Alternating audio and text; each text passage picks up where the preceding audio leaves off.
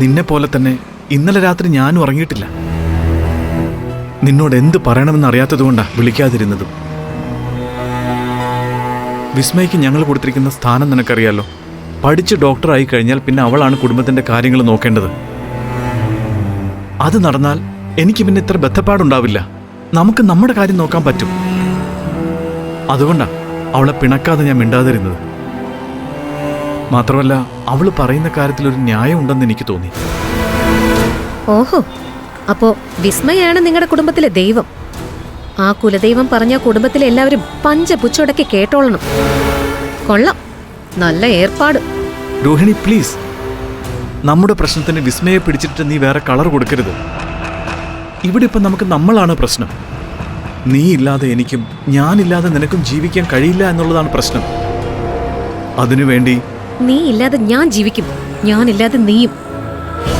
പക്ഷെ നമ്മൾ ഒരുമിച്ചല്ലാതെ ജീവിക്കാനാവാത്ത മറ്റൊരാളുണ്ട്. എന്റെ വയറ്റിൽ വളരുന്ന വിനയേട്ടന്റെ കുഞ്ഞ്.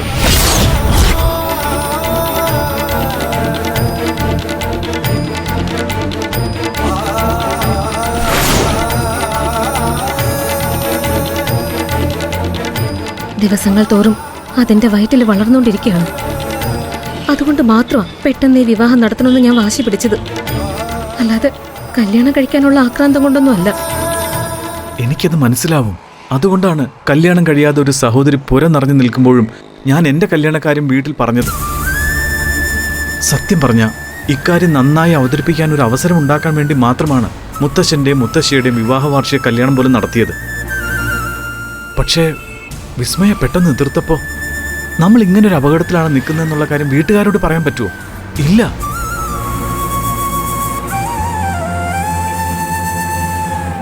സോറി രോഹിണി, ഇനി എനിക്ക് വീട്ടിൽ ഇക്കാര്യം നിർബന്ധിക്കാൻ പറ്റില്ല.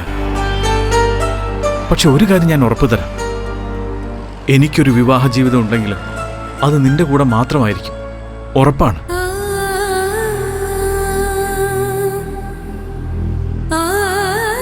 ഇതൊക്കെ പലതവണ നമ്മൾ പരസ്പരം പറഞ്ഞു പഴകിയ വാക്കുകൾ വിനയേട്ട.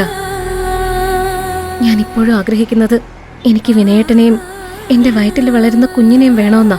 അതാ ഞാൻ. അത് രണ്ടും കൂടി നടക്കില്ല രോഹിണി, ബുദ്ധിമുട്ടാണ്. നമ്മൾ ഇനി 1-2 വർഷം കൂടി കാത്തിരുന്നാലേ എനിക്ക് നിന്നെ വിവാഹം കഴിക്കാൻ പറ്റൂ.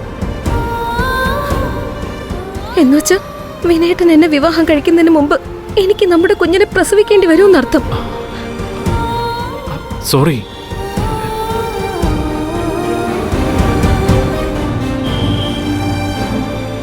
സോറി എന്നല്ല ഞാൻ ഉദ്ദേശിച്ചത്. സത്യം പറഞ്ഞാൽ നമ്മൾ ആദ്യം സ്വപ്നം കണ്ടത് ഒന്നിച്ചൊരു ജീവിതമെന്നായിരുന്നു. നമുക്കിടയിൽ ഇപ്പോൾ ഒരു കുഞ്ഞ് അബദ്ധവശാൽ വന്നതാണ്. രണ്ടുപേരുടെയും അശ്രദ്ധ കൊണ്ട് പറ്റിയൊരു അബദ്ധം. അശ്രദ്ധ കൊണ്ട് പറ്റിയ അബദ്ധവും? നീ മനസ്സ് വെച്ചാൽ നമുക്കിപ്പോഴും ഈ കുഞ്ഞിനെ ഒഴിവാക്കാൻ പറ്റും. അബോർഷൻ നടത്തിയാൽ മതി.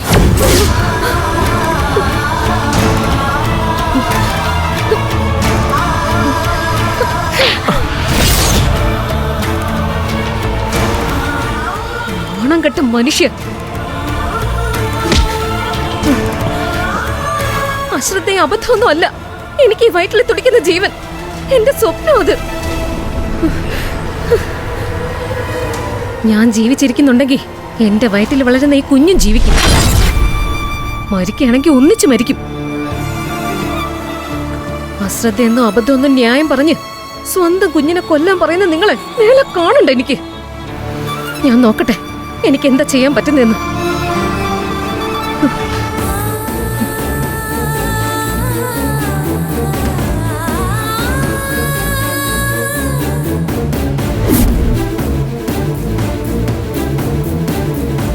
ഫ്ലവേഴ്സ് ടിവിയുടെ സ്മാർട്ട് ഷോയിൽ പങ്കെടുക്കാൻ നിങ്ങളെ ക്ഷണിക്കുന്നു.